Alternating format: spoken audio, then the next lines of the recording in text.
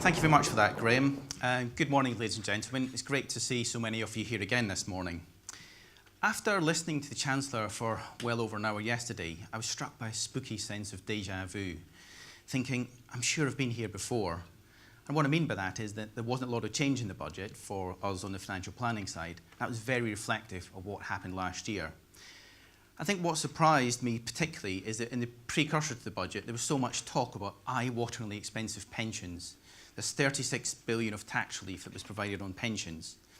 And thinking back to what Luke said earlier, the tax take from the government is at its highest level ever, so it wasn't perhaps surprising that they might attack pensions further. But I'm pleased to say they didn't. And let's just remind ourselves about how valuable pensions are in generating some tax relief for individuals. Down the left-hand side, we can see the effective rate of tax relief that is applied on making pension contributions. For basic rate taxpayers, that's 20%, rising to 40% for higher rate. Additional tax rate payers at 45%. And there is this hybrid rate at 60% where you start to lose your personal allowance.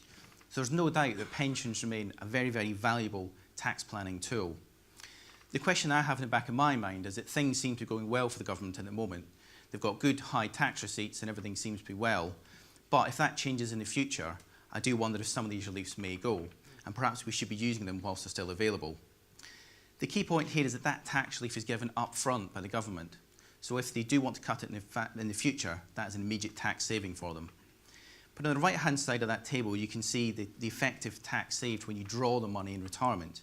So it is possible you might get 60% tax relief up front, and effectively if you draw your pension at 20%, you're getting 112% effective tax rate on that money paid in. So the tax relief is high, but how much can you pay into the pension? Again, largely this has been unchanged in the budget. The annual allowance remains at £40,000, but that may be restricted for higher earners, and I'll cover that in a little second. There is a unique opportunity at the moment to carry forward previous unused allowances, and from the end of this tax year that starts to taper off. So if you have got unused allowances from previous years, you can carry those £40,000 contributions forward, and before the 5th of April, it is possible to make a pension payment of up to £160,000. Thinking back to how things may change in the future, perhaps it's worth considering that now, because it may well change down the line. If you have already commenced pension income, you'll be restricted to making £4,000 pension contribution. I mentioned that higher earners are restricted in how much they can pay in, and this is called the pension annual tapered allowance.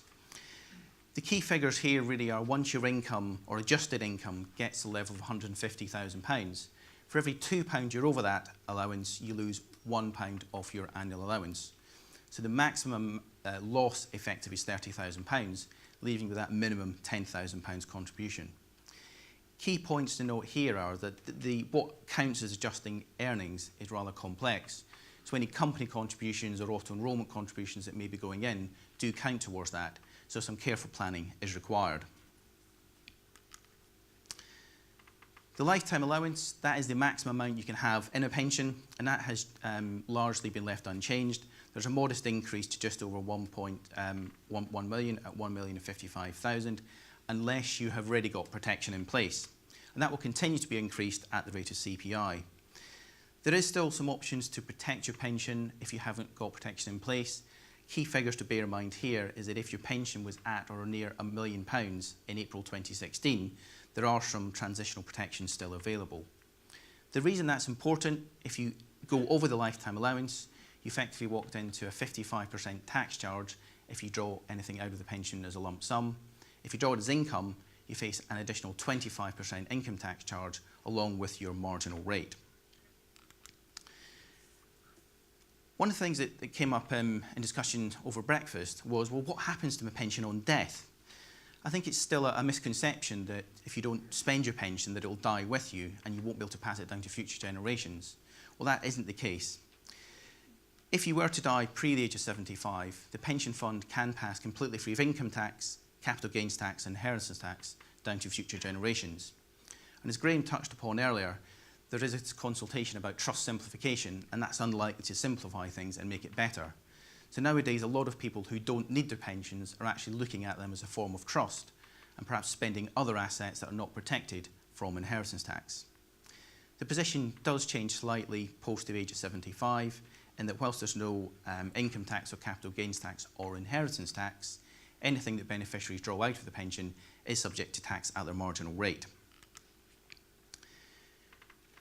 Something that was announced previously was the increase in auto-enrolment contributions. So for employers in the room, you will have to pay an additional 1% as from April 2019. And for employees, their contributions will increase from 3% up to 5%. So it is something we need to keep ourselves aware of. Further pension changes, which were consulted on and may change in the future, is a ban on pension cold calling. I think we've all had experiences of people phoning up and trying to offer us spurious investments into Spanish properties or car parks. The proposal is that these will be made illegal. There is going to be increased funding of £5 million to the pension dashboard, and this should be a system where you can see all of your pensions, including your state pension, in a simple online fashion. The government's also going to consult on how to encourage the self-employed to fund pensions. It's a well-known fact that many self-employed people do not pay into pensions, and it's quite likely we'll see some form of compulsion down the line forcing pension contributions to be made. There's also been a consultation on increasing public sector pension provision, and also opening up pensions to invest in patient capital, which I'll touch on a little later. So as I said, higher earners may be restricted to making pension contributions. You still have other viable planning options, such as venture capital trusts. These are 5-year investments allowing you to reclaim 30% income tax relief and also to defer capital gains.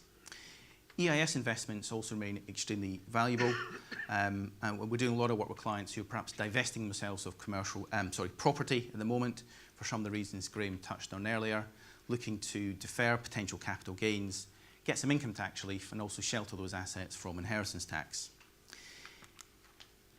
In terms of EIS investments, will remain largely unchanged. We are seeing more patient capital type of investment becoming available in EIS. The government wants to see more into technology, and what we're finding there is that the holding period for these investments is likely to be a bit longer moving forward, perhaps linked to the term patient capital. The government have got a commitment to technological investment, and we see this strengthening the EIS market. They've committed to investing up to 2.4% of GDP by 2027 into technology-based and R&D companies. Dovetail that with the fact that there's a £2 million EIS allowance. This could be a key way to investing and growing the UK economy moving forward. Touching on ISAs, very little change to the ISA allowances. The JISA and CTF allowances have increased slightly by CPI, and don't forget it is possible to transfer your child trust fund into a much more flexible junior ISA with greater investment flexibility. The other main ISA allowance remains unchanged. NS&I, there's been some slight tweaks to NS&I investments. They are increasing their online portal offering. They have reduced the minimum investment by £25 to £25, but unfortunately they have changed the linking from RPI to CPI, making it much less valuable in real terms. For those of you that know me, and touching on Luke's point about looking at what's happening in the economy, from an investment point of view, it's very important to review your asset allocation and make sure your mix of assets is correct as we move through different cycles of the economy. This slide really just highlighting the importance of not trying to second guess what is going to be the absolute star performer, but rather by slowly adjusting your portfolio and trying to even out peaks and troughs in the market. And finally, here at Scruton Bland, we are also embracing technology and bringing new developments to the market. We've worked with an external technology provider to bring an easy, hassle-free, simple investment offering where you can go online and access simplified investments, which is bringing investment opportunities to those who perhaps don't want to come into the office or have less time to commit to meetings. You may have noticed that we've revamped our website, and this is all available on the website for anyone who wants to go and have a look at it. Thank you very much for your attention. I'll now pass you across to my colleague Gavin Birchall for some further tax updates. Thank you.